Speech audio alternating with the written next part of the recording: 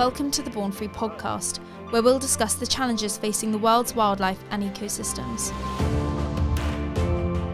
My name's Sarah Locke, and I'll be talking to the passionate people doing their bit to try and secure a future where wildlife and humans can peacefully coexist.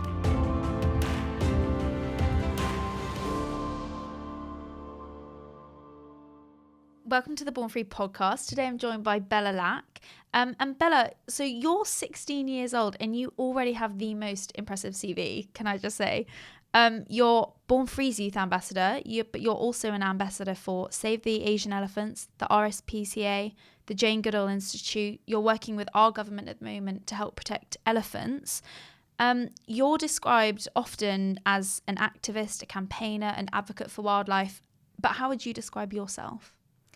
I think about it, I sometimes try and find a label for what I do, but I don't know if there is one, because I think whenever I see something which I'm passionate about doing, then I'll do that. And sometimes it might be in conservation, sometimes it might be sort of activism or writing. So I think what I usually go for is youth conservationist, but I don't know if I'm qualified to call myself that. No, definitely. I think you're across the field. You cover so many interesting areas. But I mean, was there one moment that really sparked your interest, and not only an interest, but a dedication, I guess, to wildlife conservation that you remember? Yeah, I think I would have to say it was probably when I was about 11. And this is the one moment I can remember, but I've always loved wildlife and animals. But this is the moment when I started launching myself into conservation, because I was watching a video of the effects of palm oil on orangutans and on the other wildlife in that ecosystem. And I remember you sometimes see videos of young orangutans in wheelbarrows and these really endearing, sweet creatures. But on the video, it was, I think, a female orangutan on a single tree in the middle of a deforested field, which now has become quite a common photo to highlight the effects of palm oil. And I was just, I think I was so devastated by how we could be causing that destruction and harming other species so much. So I think it all launched from there, and I'm still interested in that issue, and I'm still nothing's changed on that, and I'm still trying to fight for the orangutans and the other species affected. Yeah, you just came back from Borneo, is that right? Yeah, just what were you doing there? Ago. I was actually making, as you said, it's gone full circle. I was making a film about the effects of palm oil, but I wanted to meet the farmers out there and the organisations and hear their voices, rather than only voices from the Western world, which we commonly hear. And it was so fascinating to speak to the farmers and the smallholders. What was the feedback that you got from the farmers that are in the area that kind of, rely on palm oil? I think the main message that they had was that they care so much about the wildlife. I mean, these are the smallholders. These are the people who are on the ground, not the CEOs and the heads of companies, but these are the farmers who work every day out in the fields, and they do it for their livelihoods and for their families.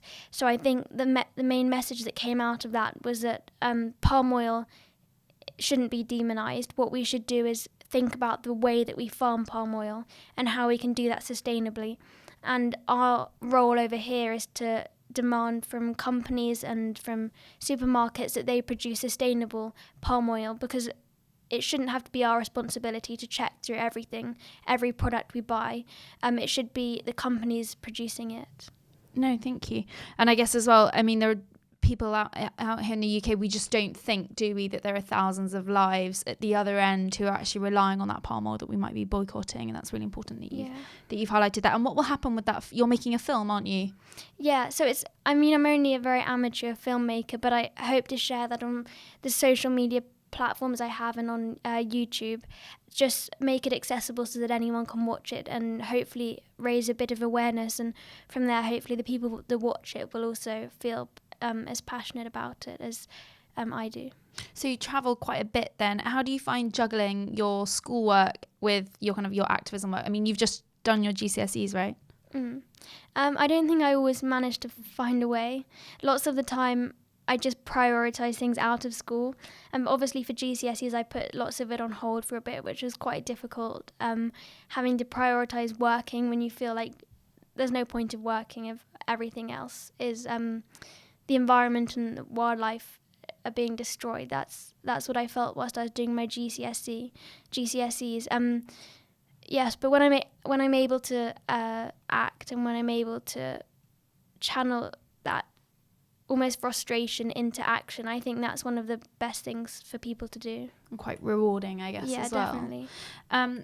And how do you prioritise which issues you tackle, which conservation issues? Is it literally, as you just said earlier, something that really grips you and then you follow it through, or is there another route that you take? I've never thought about prioritising it. I just, at that moment, what I feel passionate about and what to me seems to be causing the most destruction. And it's so hard because there's so much, and I'm sure you have it, and everyone at Born Free, there's so many things which we need to focus on. So how do we prioritise it? I don't know. I mean, I think that's another thing that as a species we need to focus on, prioritising the right issues. And where do you get your motivation from? Are there specific key people or, key things that you really draw motivation and inspiration from?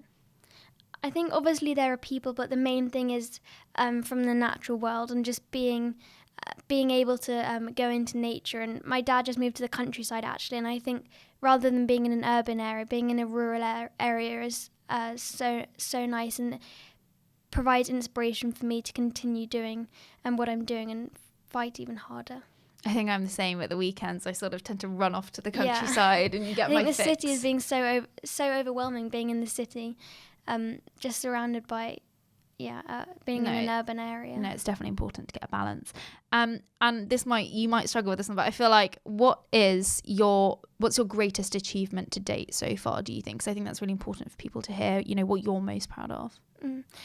Well, I think it hasn't been completed yet, but at the moment I'm working on a project which is completely youth funded, and it's young people buying rainforest, and at the moment our first site is in Ecuador, and the reason I think it's the biggest achievement is because it's completely youth funded, and it's the first project to do that, and I just think that's testimony to the fact that so many young people are passionate about it, and that if we put our minds to it, young people are also able to achieve what we want to, which should be evidence and should force politicians and governments to do things as well, because if young people can, why shouldn't they? No, absolutely. So is that groups of individual young people, or is that organisations? How did you come about that network?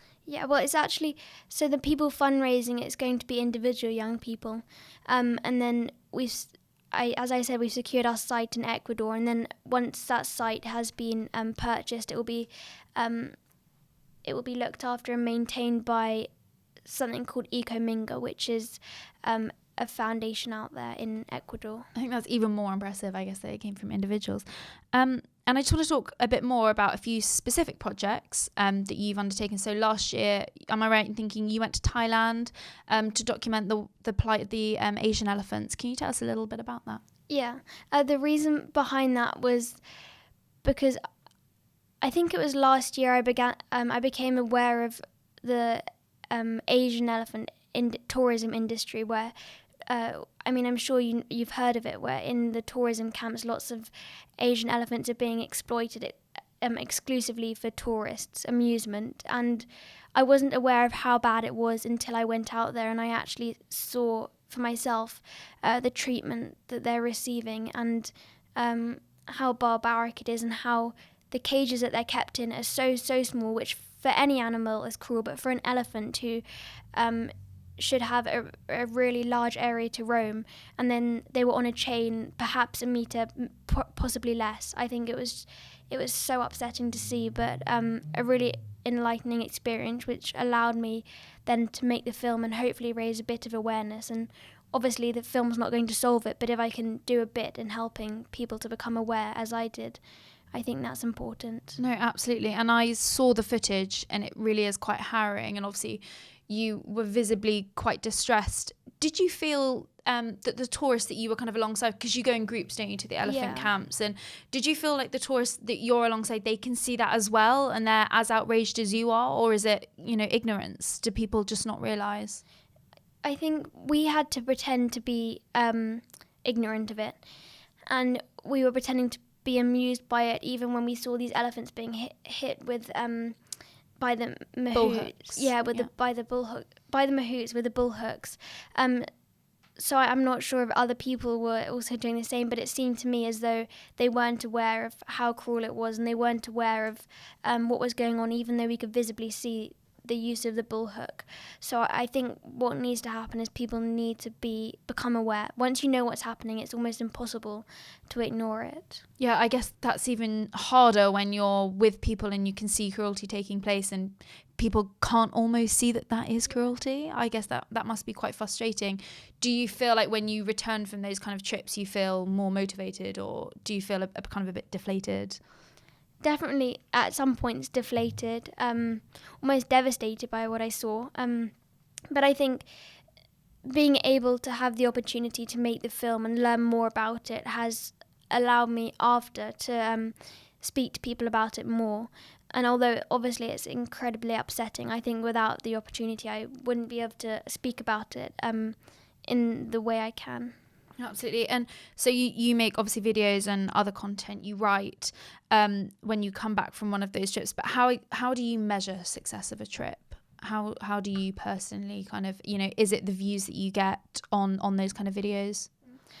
It's so hard because from one video or one blog post, I'm not going to be able to solve any of the problems. So I don't think I can measure it. I just hope that, as Will actually once said to me, it's a movement, and every action we make is just inching the movement forward slightly. And I hope that everything I do is able to help. I'm not going to be able to solve it, but I think if everyone contributes, then we will be able to. And then we can measure success when it's done, and we look back and think, I can't believe that we used to keep elephants in camps, and I can't believe we used to cut down thousands of hectares a day for palm oil. And when we're surprised by the past, I think that's when we can measure that we've progressed, and that's success. No, absolutely. That's such a good way of putting it. And I guess more so you've been working, I from an outsider's perspective, I feel like you're working a little bit more into government policy-led initiatives now. Can you tell us about that? What's the kind of transition from your campaigning work to policy? Yeah, I was trying... I'm now part of something called the Ivory Alliance, and we hope to implement new policy here and abroad to help alleviate the poaching crisis. But unfortunately, we're meant to be progressing, but obviously there's been a lot of political unrest. Movement. Yeah, political movement. So not much has happened, and I think it's important. Lots of politicians, I can't name any specifically, but lots of politicians and even governments make these pledges and promises, and they say by 2020 something will happen, and then you get to 2020 and it hasn't happened. And I think there needs to be a lot, we need to strengthen political will, and things need to actually happen rather than these pledges which have really got us nowhere so far. Yeah, absolutely. And what do you hope that Boris Johnson, what kind of changes do you hope for him to make in the next few months and years? What do you hope to see from him? Are there anything specific? Yeah, I hope he'll focus his attention on UK wildlife, because although I've been fortunate to go abroad and see the devastation happening abroad, our wildlife in many parts of the UK is very, very poor, and we need to focus on restoring it to what it should be, and even rewilding in some areas. And then, as he mentioned in his speech a few days ago, I think he mentioned animal welfare, and there needs to be a big focus on that, because I think lots of people think we have very high levels of animal welfare, but in some areas they're not high at all. They're very poor as well. And I have to ask, but do you ever get nervous when you're sitting with, governments and high-level politicians? I feel like you're always so calm and eloquent. What is going on in that brain when you're up there? It might appear calm, but inside it's not at all.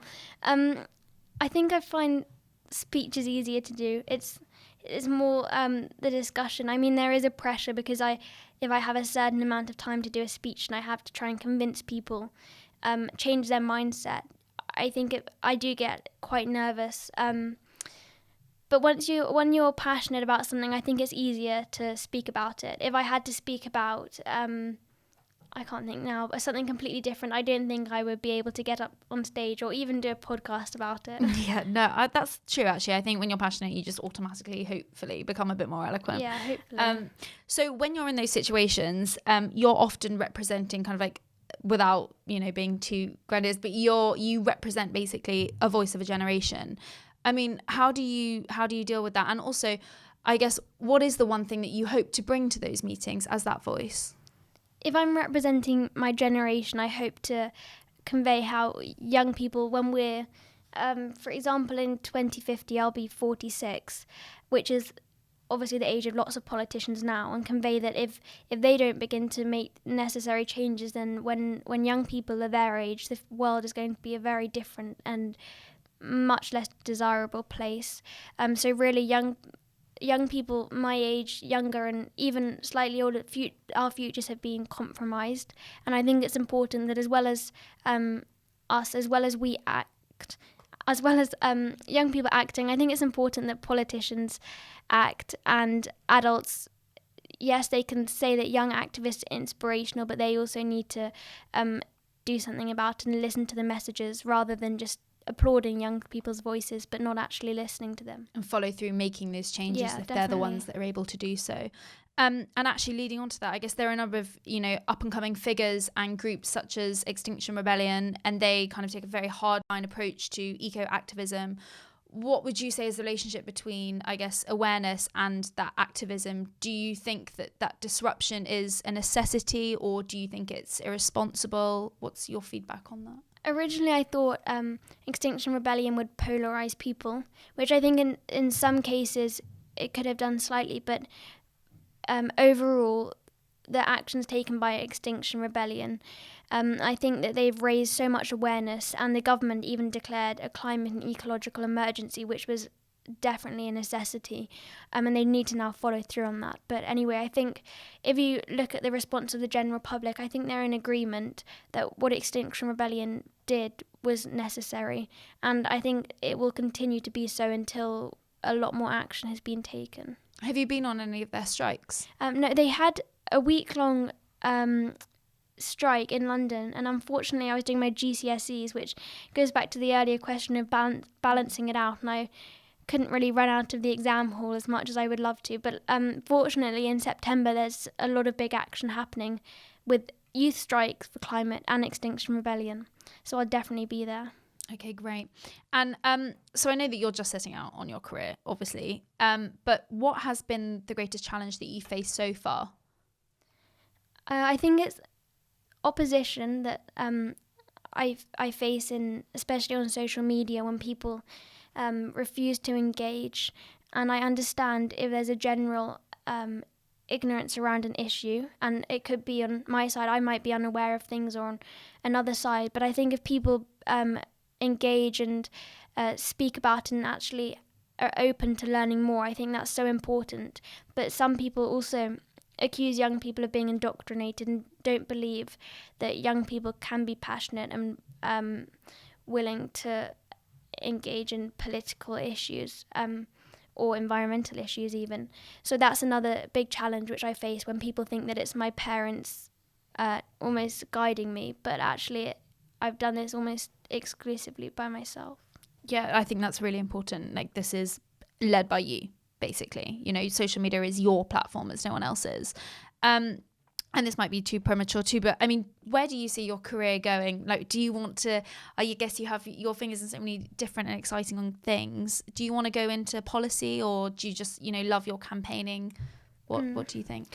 I'm really not sure at the moment. I think I'm going to continue doing whatever I can, and I'll just see where that goes. And hopefully, when I'm a bit older, when I'm old enough to have a proper job of my own, hopefully things will be very different, and the amount of campaigning that we're doing at the moment won't be as necessary then. Yeah, no, absolutely. So what have you got planned for the future then? What have you got coming up in the next few months? And exciting projects? Yeah, as I mentioned, I think the youth-funded land acquisition is one of, for me, I think that's really, really exciting to have young people involved in conservation and environmentalism. And then I'm doing some of my own projects and speeches. Which You've got a I'm TED looking Talk, for. haven't you? Yeah. When's that? Is that in That's in September? October. That's in Brighton. Do you know what you're going to talk about yet? Or is it I kind do. of... maybe you don't want to say, The actually. only problem is it's 18 minutes. I've never spoken for so long, so... yeah, and if you look at TED speakers, they all seem very charismatic and they have the hand movements, and I'm going to have to learn that. You'll be absolutely fine, I'm sure. I think it will come to you when you're on the stage. Yeah, I hope. As I said earlier, hopefully if I get up there and I just feel passionate about it, hopefully then I'll be able to do all the impressive hand movements. Yeah, absolutely. I tell you what, if you need a practice, you can come to the office. I'm sure everyone will be piling up here to come watch you. It'll be brilliant. And obviously you've got your palm oil documentary coming out. Where will people be able to see that? Is it on YouTube? Yeah, that will be on YouTube, and I'll share it on all my social media platforms as well. And hopefully it will be in on a larger platform, but I can't confirm that yet. So fair enough. And you've got your own blog, haven't you? Is that Call from the Wild? Yeah, that's cool. You can find that at callfromthewild.com. Nice. And what do you talk about there? Is that, all of your issues, or is that just environmental or conservation? Do you keep that as certain themes? Yeah, no, it's all sorts of things. I mean, it's all conservation, environment, and also animal welfare. But anything which I think requires attention, then I'll write about that. So it's all sorts of different themes. When did you start that? When you started Twitter? Yeah, I think that I've had lots and lots of different blogs. I mean, I remember when I was much younger starting a blog about dogs. But no, this has probably been my longest running one. And it's probably about 2 years old. But a year ago I started writing more regularly. Okay, cool. And I know that you kind of maybe already asked this, but so I was going to say, I just wanted to finally finish up with, I mean, in 2030, you'll be 27. What are there, if there are 3 things that you hope to see or hope to, changes that you hope that have been implemented, what would you like those to be? I'd like to see individuals feeling a personal responsibility to the natural world and taking the necessary actions, because at the moment, although campaigning to the government is so important, and it's so important also that people begin to change their own lifestyles. And I think by then, in 10 years, I think people will have realised that there are so many small actions individuals can take. And I'd also obviously like to see the people who are supposed to be leading us actually acting like leaders, and implementing the things that are going to protect our future, and the future of the planet, which is, in my view, and I think in most people's views, the most important thing which we have to protect at the moment.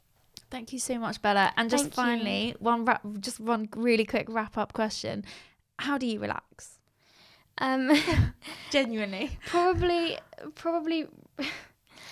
I relax by going out with my friends, but I think lots of my when I have spare time, I sit there and read lots of the comments on Twitter, which isn't a very good. No, I wouldn't recommend that at all. Actually, I bet most of yours are surely quite positive. They are, yeah. No, lots of them are supportive, but I think I have to read also the comments which are quite. They usually oppose what I write, but I think it's important to, as I mentioned earlier, to engage with those people. So, yeah, lots of spare time is spent engaging with those people. Probably not a good hobby to have. Maybe put a time limit on that, and then just I think run I outside, will. countryside, please. Okay, well, thank you so much, Bella. Thank you. Thank you for listening to the Born Free podcast. If you've enjoyed this episode, please subscribe to our YouTube channel to watch the episodes, follow us on social media, or head to our website, bornfree.org.uk. My name's Sarah Locke, and our producer's Philip Fortuna. See you next time.